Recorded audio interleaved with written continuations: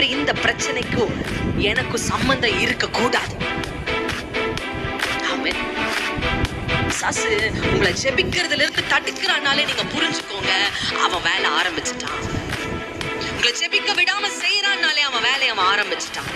அதே போல கர்த்தருடைய உபவாசத்தை ஜெபிக்க சொல்றார் என்றால் ஆவிக்குரிய உலகத்துல பிசாசு உனக்கு விரோதமா பயங்கரமா கிரியை செய்யறான். அதனாலதான் கர்த்தருடைய உபவாசத்தை ஜெபிக்க சொல்றார்.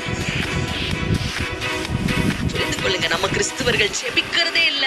நம்ம ஜெபம்னா 5 நிமிஷம், ஜெபம்னா 2 நிமிஷம், அவ்வளவுதான். இல்லாட்டி ஆண்டவரே எனக்கு உமக்கு ஸ்தோத்திரம், எனக்கு ஆத்திரம்னு சொல்லி நம்ம ஓடிடுறோம்.